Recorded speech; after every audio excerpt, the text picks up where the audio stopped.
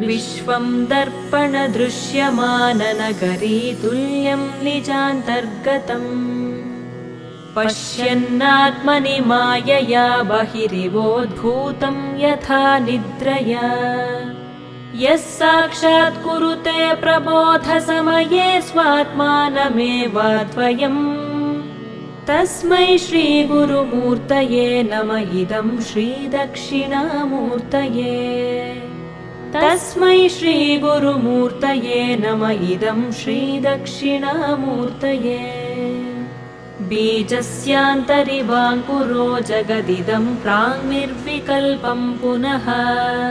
मायाकल्पितदेशकालकलना वैचित्र्यचित्रीकृतम्